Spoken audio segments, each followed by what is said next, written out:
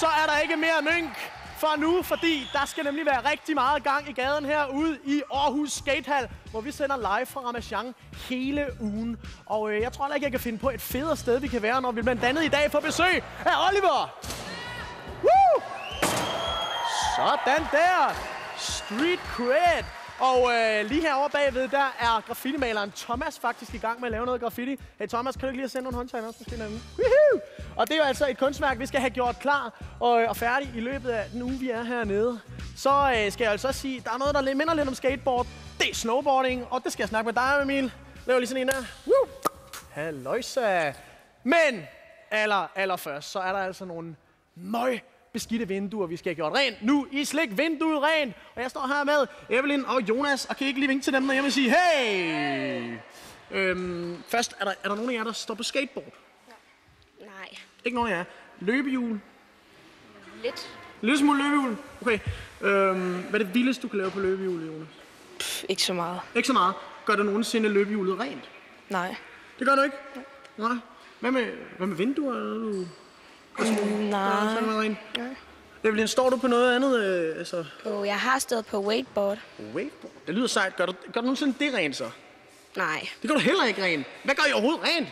Må jeg nok sige. Ikke så meget. Nej, men nu skal vi have gjort nogle vinduer rent. Hvis I træder om bag med hver jeres vindue, så kan jeg altså sige, at de er simpelthen så sindssygt ulækkere i dag, fordi det er altså bananer og ostehaps, verdens bedste kombination, vi har siddende her. Der er 20 stykker i alt, og deltagerne får altså 45 sekunder til at nå at slikke vinduet så meget rent som overhovedet muligt. Og jeg kravler så lige herovre i gang. Har du nogen taktik, Jonas? Nej. Ikke sådan rigtigt? Nej. Kan du godt lide ostehaps? Ja. Kan du også lide banan? Ja. Det bliver en fordel, så er det altså bare med at få gået, fordi så hvis I tager jeres briller på en gang, så tæller vi altså ned. Vil I ikke hjælpe mig med at tælle ned derovre? 3, 2, 1. Slik vinduet rent! Woohoo! Så er det bare med at give den gas alle sammen. Yeah! Hvis der ryger noget på gulvet, så tæller det selvfølgelig ikke med. Ja, I må gerne hæppe på den, I gerne vil have, der skal vinde. I hæpper. Oh yeah! Sådan, der skal hæppes. Kom så, hæp videre alle sammen, hæp med! Yes! Sådan der! Giv den gas! Kom så til det sidste her! Der er 10, 9, 8, 7, 6... Stop! Sådan, hvor var der gang i den, mand. Prøv at komme herover, I to. Prøv at komme herover. Evelyn og Jonas. Smager det godt? Nej. Hvad synes du, Jonas? Det er fint. God kombi også. Var der noget, du synes, der smagte bedst af de to ting? Ja, bananen. Bananen, det er også nogle gode dejlige mod, nogen vi har fundet. Vi skal selvfølgelig have talt, mens I får tykket af munden her. Begge to, så skal vi have tælle her. Og først over ved Jonas' vindue, der er 1, 2, 3, 4, 5, 6 tilbage kun. Og så er der altså blevet tabt hele 4 stykker. Det er 10. Så Jonas har altså spist 10 stykker fra vinduet her. Vi går over til Evelyn. Jamen, der er 1, 2, 3, 4, 5, 6, 7, 8 tilbage. Og du har tabt, for jeg lige at vide overdommeren her, 3, så det er 11. Det er 9 spiste. Wow, det er en tæt en i dag, må jeg nok sige. Det vil altså sige, at vi har en vinder, og det er Jonas! Woohoo! Giv ham en hånd, alle sammen! Sådan, mand! Yo! Du har publikum med her derude, Jonas. Ja. Kender du nogen af dem, der er med herude? Ja, mange. Vi kommer fra Sokkerhuset. Ja, sådan, mand. Hvordan har du det nu? Godt. Du har det godt? Mm-hmm. Skal du blære dig lidt med t-shirten? Ja. Prøv lige at tage den sådan op, som om du sådan har... Ja, må jeg se? Ja, det er lige dig. Det er sådan. Den skal du blære dig med i skolegården. Ja. Og noget, Evelyn, du så godt nok ikke skal blære dig så meget med. Det er altså noget helt andet. Det er nemlig, hvor stor en amatør du er. Kunne du ikke lige fortælle alle derhjemme det? Undskyld, jeg er sådan en stor amatør. Trænger du til saft lige nu? Så bland saft på den hurtige måde.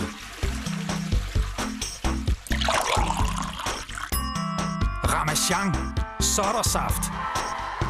Nu skal det handle om graffiti, og hvis jeg lige stopper dig en gang her, Thomas. Du har den her seje maske på det hele. Velkommen til. Tak. Kan du ikke ringe til dem derhjemme? Thomas, Det er jo altså super fedt. Du har altså gang i noget graffiti her, men kan du ikke lige starte med at forklare, hvad er graffiti for noget? Jamen, graffiti, det er en subkultur, som egentlig handler om at få sit navn op. Få med sit navn så flot som muligt og så mange steder som muligt. Men er det kun ens navn, man får op? Altså... Ja, hovedsageligt. Det handler om at tage sig et tag, som det hedder, et graffiti-navn. Ja, er det og så sprede det. Blærer man så lidt? Altså, er det lidt mere blære, så laver det fedt? Det handler om at være den bedste. Det handler om at være den bedste. Hvor kommer det fra, det her graffiti? Det stammer fra New York i USA, tilbage i 70'erne, hvor folk skrev deres navn alle steder, fordi også de dengang fandt ud af, at det kunne man få en eller anden form for berømmelse på. Ja, så alle begynder at se, der står mega meget Dennis der over det hele. Ja, for eksempel. For eksempel. Men okay, men så starter det i New York, altså i USA. Hvornår kommer det så til Danmark, og hvordan gør det? Det kommer til Danmark i 84, helt præcist. Hvor DR sender en film, der hedder Style Wars, som er en dokumentar om graffiti i New York. Okay. Og så er der en biograf i København, der også viser en spillefilm, der hedder Wild Style, der også handler om... Som er en graffiti-film. Ja, men kommer det sammen med noget andet? Altså, det kommer sammen med hiphop-kulturen. Ja. Og mange af de folk, der interesserer sig for, der begynder at interessere sig for det, er folk, der interesserer sig for breakdance indtil da. Ja. Det var mest breakdance, der var fra graffiti-kulturen, eller hiphop-kulturen dengang. Og hiphop, rapmusikken og sådan. Ja, rapmusikken kom faktisk lidt senere. Okay, så.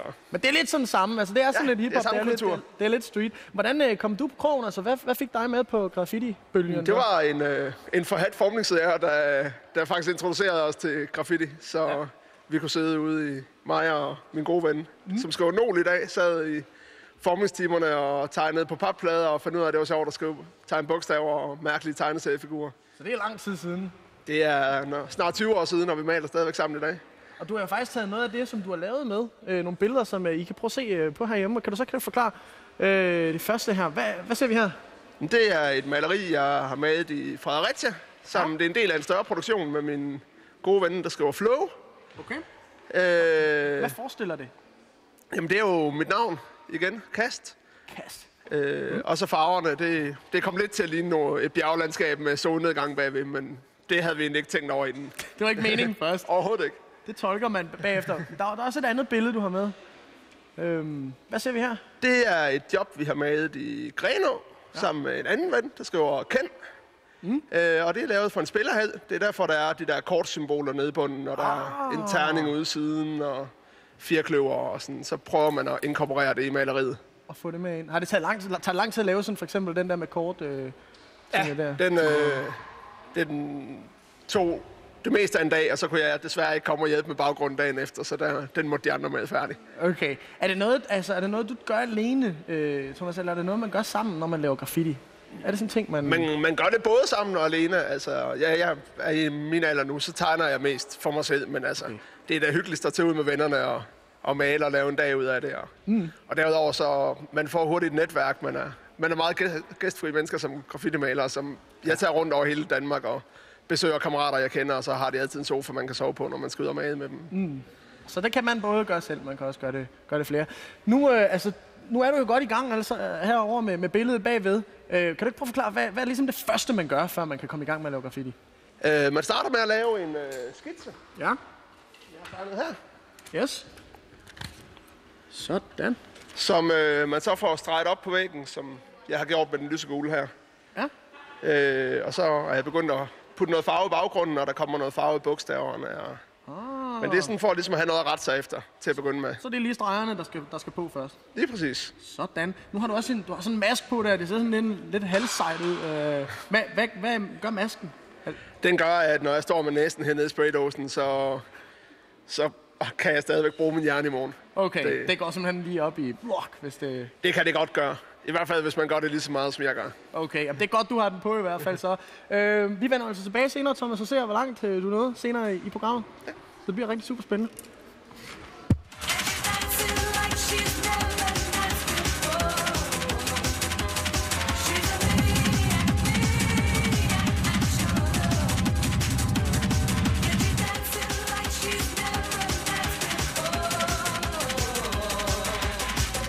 Ingen skatehal uden super sej skateboarder. Jeg står her med dig, Oliver. Velkommen til. Tak. Vil du lige vinke til dem derhjemme? Oliver, du er 13 år gammel nu. Ja. Og hvor længe har du stået på skateboard? 6 år, tror jeg. Wow, hvordan kan du huske dit første skateboard? Hvordan du fik fingrene i det? Ja. Ja? Det vandt jeg i sådan en konkurrence i Toys R Us. Så ude i simpelthen en legetøjsbutik fik du først fingrene i det? Ja. Og hvad gjorde du så? Altså, så gik du hjem, og så stod du lidt? Og Så kørte jeg lidt op og ned ad vejen. Og hvad var den? Kan du huske den følelse der, første tur? Jeg var bange for at falde på røven. Faldt for at falde lige på røven? Ja. Faldt du lige på røven? Ja, det gjorde jeg nok, tror jeg. Det gjorde du. Men hvad så? Hvad fik dig til at blive ved med at blive ved så? Altså, at blive så god, som jeg har set i hvert fald, du er? Fordi jeg har set dig køre lidt rundt i dag. Hvad fik dig til det? Jeg ved det ikke. Jeg synes vel bare, det var fedt. Tror jeg. Det var bare fedt. Du har jo altså, fordi nu siger jeg, først så sagde jeg jo altså velkommen til dig. Og i virkeligheden, så burde det faktisk være dig, der siger velkommen til mig, fordi vi står faktisk lige her i den her skatehal, som du har årskort til. Og kan man kalde det dit andet hjem? Det kan man godt. Det kan man godt. Hvor lang tid bruger du hernede? Altså... Ved jeg ikke, altså 6-7 dage om ugen. 2 til 4 timer. Det er lang tid. Ja. Det er rigtig lang tid. Hvad siger din mor og far til, at du bruger vel alt din fritid næsten på at være hernede? Nogle gange er de lidt gnævende over det, men ellers ikke. Men ellers ikke. Så synes de måske også, det er lidt fedt, at du er så meget med. Ja, det tror jeg. Hvis man nu for eksempel, Oliver, går til ridning eller et eller andet, så er man rigtig, rigtig knyttet til sin hest. Er du også knyttet? Prøv at tage dit board op her engang. Er du knyttet til dit board? Nej, det synes jeg ikke, jeg er, fordi det går i stykker så hurtigt. Okay, hvor mange boards har du haft i de der 6 år, du har stået? 30-40 stykker. 30-40 stykker. Det er... Den onden lyn med mange, vil sige. Har du nogen... får man sådan en yndlingsmærke efter så lang tid? Altså, jeg kan godt lide det, og det hedder Cliché. Ja? Så det er lidt på grund af formen og størrelsesforholdet og sådan noget. Okay. Er det noget... Altså, er de anderledes, de forskellige mærker? Altså? Nogle, de bliver lavet med dårligt træ og sådan noget. Nogle bliver lavet med noget bedre. Ja. Så formen og sådan noget størrelsen, det er det, der er forskellen. Mm. Hvis man for eksempel går til fodbold, så er det jo sådan lidt en holdting. Oliver, er det også det, når man står på skateboard, eller er det mere sådan, er man mere alene, eller? Jeg vil ikke sige, at man er alene, men jeg vil heller ikke sige, at det er sådan, man er et helt hold. Men man er sammen med dem, man er venner med og sådan noget hernede. Ja. Skater. Er der konkurrence i det? Altså, er du sådan, det vil jeg også, det skal være lige så sej som ham, eller hvordan? Ikke rigtigt. Ikke rigtigt? Nej, man kører bare... Altså, jeg kører bare og slapper lidt af og sådan noget. Så det er sådan meget, det er meget, meget, meget afslappet. Ja. Hvordan lærer du så noget nyt? Altså, hvordan bliver man bedre hernede? Ser clips på YouTube og kigger efter dem, der kører hernede. Dem, der er større og bedre end en selv. Ja. Ser, hvordan de stiller fødderne og sådan noget. Ser, hvordan de stiller fødderne. Fordi der er altså også noget med, så kan man... Så hvis du står... Hvad for en fod har man forrest, når... Altså, det kan man selv bestemme. Det kommer an på, hvilken fod man bedst kan lide. For eksempel at sparke med eller et eller andet. Hvis du spiller fodbold i fritiden eller noget. Sejt. Men jeg kører med venstre fod forrest. Ja. Så kan jeg bruge højre til sådan at lave alt. Lave alt det der. Ja. Og det kan man jo også stå og snakke nok så meget om. Men jeg synes faktisk næsten, dig og mig, vi skulle bevæge os over på rammen og se lidt af det, du kan. Så vi gør det? Jo. Fedt. Kan du ikke se Ramachan? Så prøv Ramachan-brillen. Ramachan-brillen anbefales af førende Ramachan-brilleforskere i sidegader i Ramachan. Sådan. Vi lægger lige den her ud. Nå, Oliver. Nu står vi her på rampen, og det er jo lidt dit hjemmeterritorium, det her, må man sige det? Det kan man godt. Det kan man godt. Hvis jeg nu lige om lidt, så prøver jeg lige at rutsche ned her, fordi jeg kommer altså til at falde her lidt tidligere i dag, så jeg går sådan lidt og humper på mit... Du så det godt. Jeg prøvede nemlig lige at komme ned, og jeg faldt lidt noget så grusomt. Hvis jeg lige rutscher ned, kan du så ikke prøve lige at forklare lidt, bare lige hurtigt, hvad du gør, når du stiger ned, og så egentlig bare prøver at give den gas? Jo. Kan du sige det? Fedt, mand. Så prøver jeg lige at... Woohoo! Sådan. Så styrer du den bare af, Oliver. Yes. Okay. Vender du helt frem? Okay. Ja. Jamen, så prøver vi at se en gang. Fuck.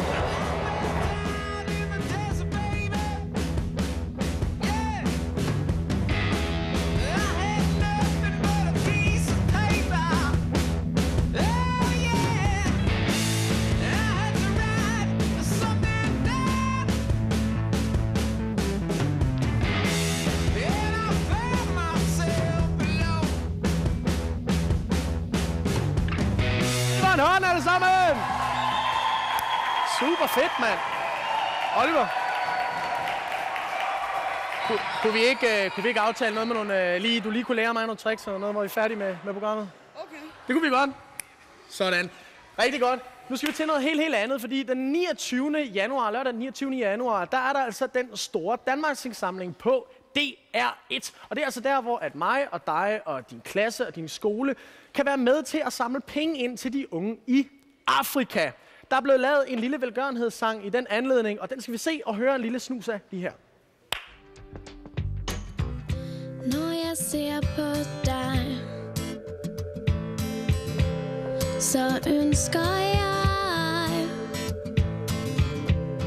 at alt bliver lige så godt for dig, som det er for mig.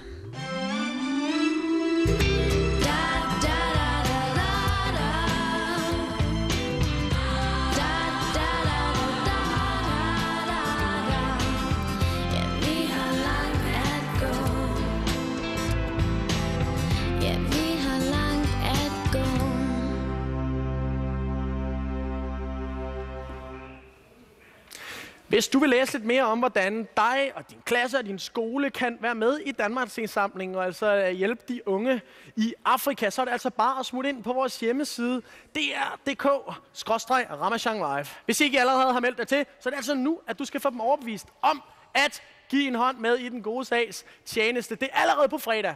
Men nu til noget helt andet, fordi vi er i skatehallen, og noget, der minder om skateboarding, det er snowboarding. Og det er jo lige på døren, at man skal afsted på skiferie, og så tænkte vi skal da lige høre lidt mere om noget sej snowboarding. Emil, velkommen til. Jo, tak. Kan du ikke vinke til dem derhjemme og sige hej?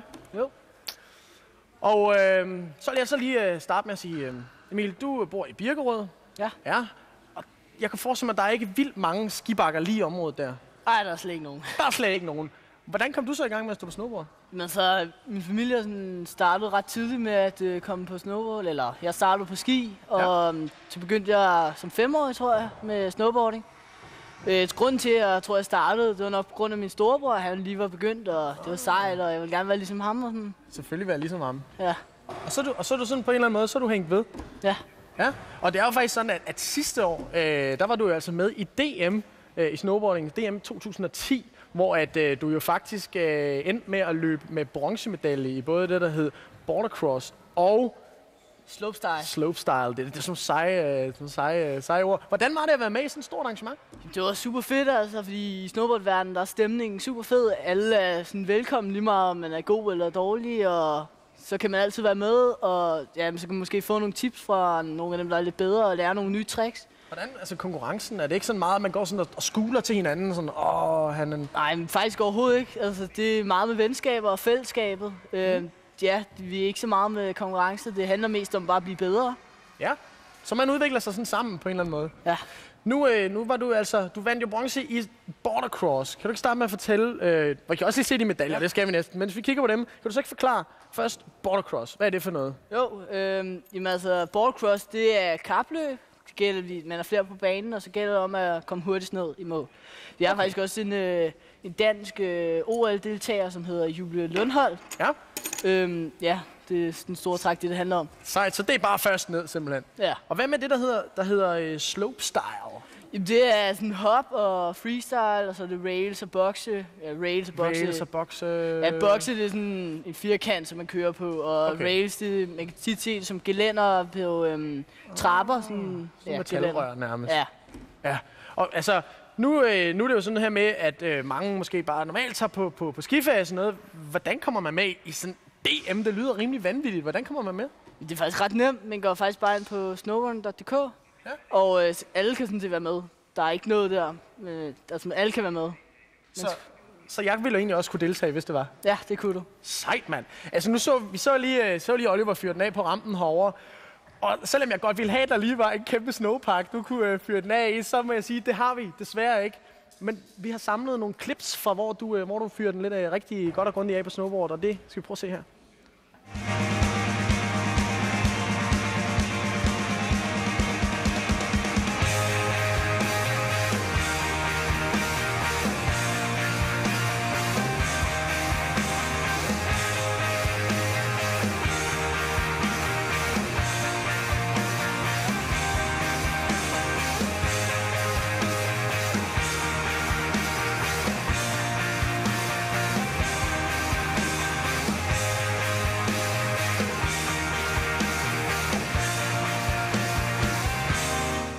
jo mega svedig til det der, Emil.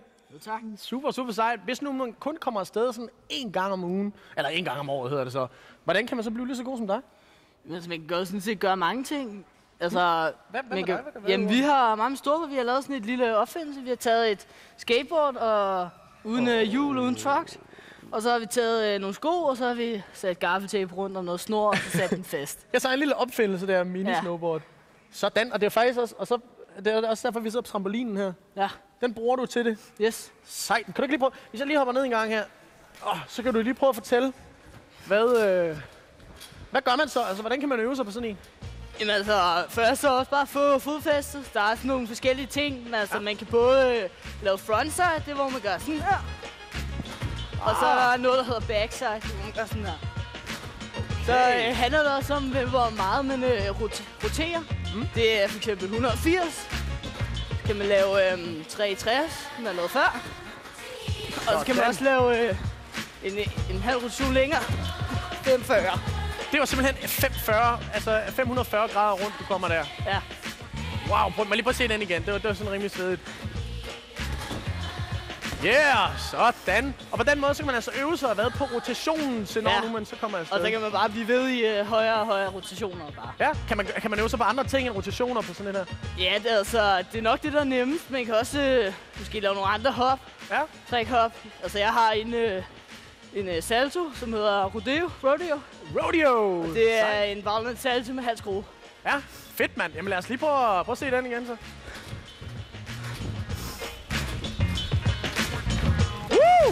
Sådan. Halløj, giv ham da lige en hånd alle sammen. Fedt nok, mand. Kommer du ikke lige herhen igen, Emil, og sætter dig? Sådan. Yes. Det må jeg nok sige.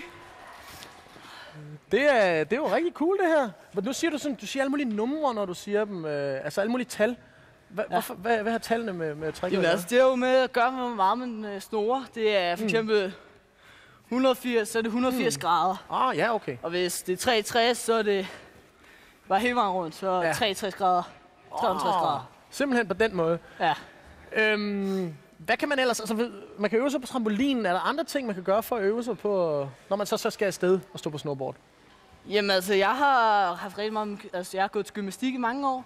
Ja. Det har også hjulpet mig med at få kontrol i luften og vide, hvor jeg er henne og sådan noget. Så det er alt sammen sådan noget luftkontrol. Man sådan, Ja. Og så har du også fortalt, at du har noget andet også.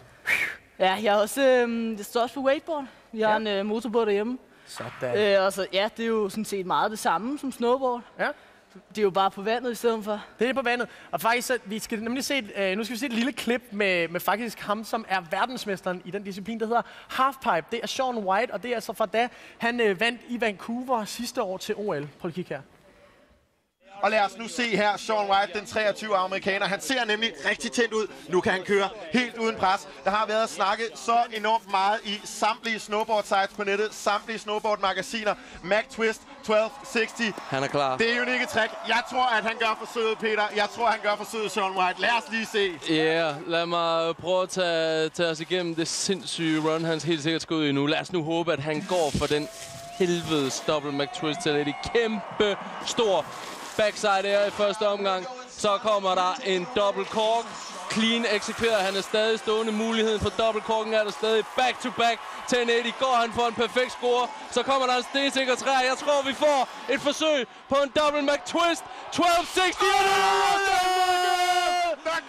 Shaun White har sprunget alle barrierer for, hvad der kan lade sig gøre på et snowboard. Han var allerede sikret guld, inden han droppede ind i pipen, og nu er der ikke mere at snakke om. Det her er hele vinter-OL's poster child. Farvel curling. Shaun White, han ejer snowboarding og vinter-OL. Det der var for sindssygt, Jens. Det var altså verdensmesteren i halfpipe, Shaun White, det her.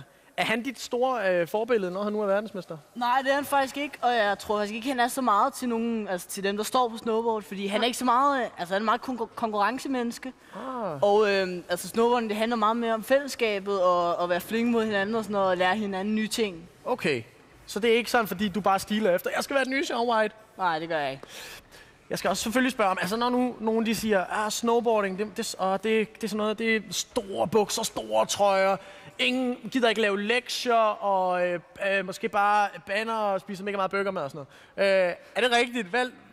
Nej, det er det ikke. Altså, jeg går i stort tøj, men Altså, det er bare fordi, jeg godt kan lide det, og man behøver overhovedet ikke gå i stort tøj for at være god til snowboarding. Laver du dine lektier?